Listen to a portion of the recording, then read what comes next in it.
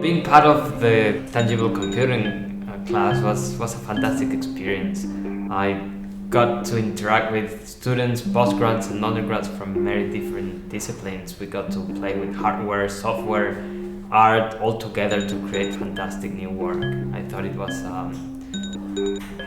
very different and very special. Hi, I'm Brad Miller. I'm the coordinator of the Tangible Computing class. Cross Media is a group of 6 courses available at Art and Design faculty, Uni of New South Wales, where undergraduate students can explore robotics, low-cost computing software and hardware, and engage in kind of a cross-media practice.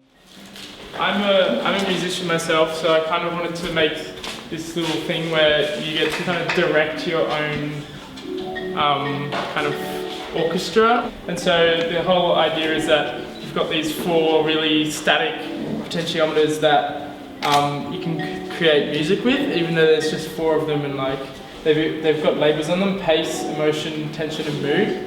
And so it starts to add like strings, which really changes the like emotion of it. And then you've got tension, which starts to add more and more instruments.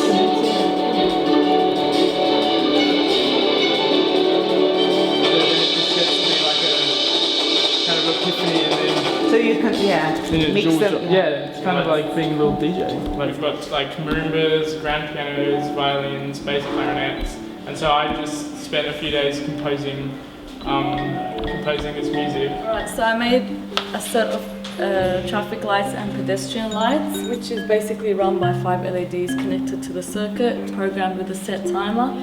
When it's pushed, it sends a signal for the traffic lights to turn red and then this to go green. Okay. Yeah. I love that. And then I just connected the wires through there.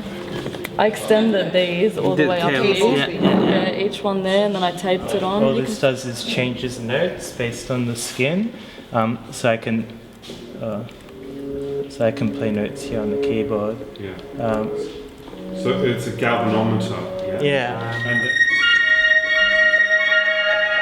So that note's changing all the time, so even if it goes low, and then there's delay on that, so it will carry on. The light kind of shows, see how it flickers in time?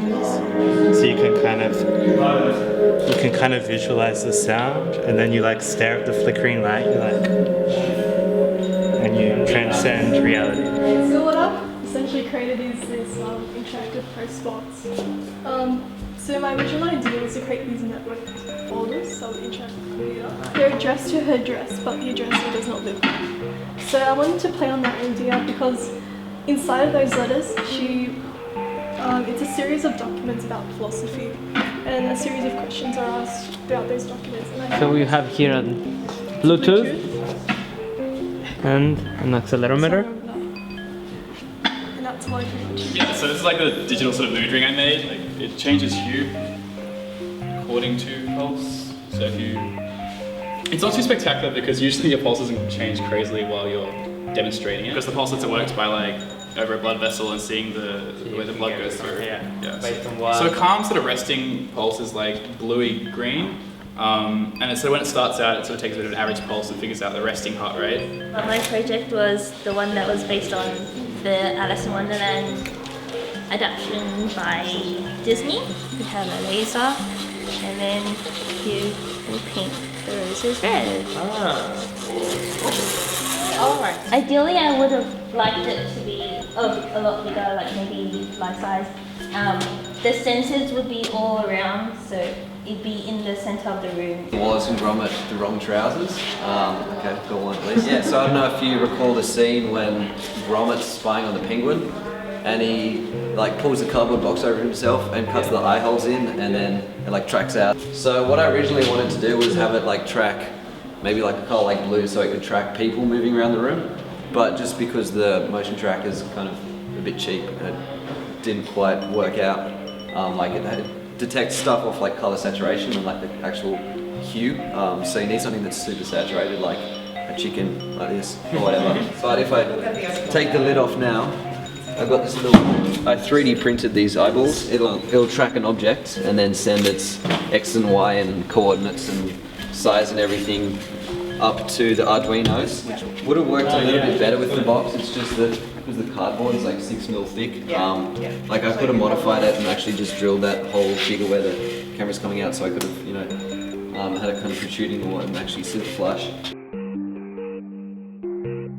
Mari Velonaki, I'm the director of the Creative Robotics Lab. The Creative Robotics Lab is situated here at Paddington at UNSW Art and Design, and it's a multidisciplinary lab dedicated to human-robot or human-machine interaction research. We're looking forward to welcome many of the undergraduate students and courses and workshops dedicated to introduce our students, our undergraduate students, with concepts of tangible computing, interactivity, and research methodologies.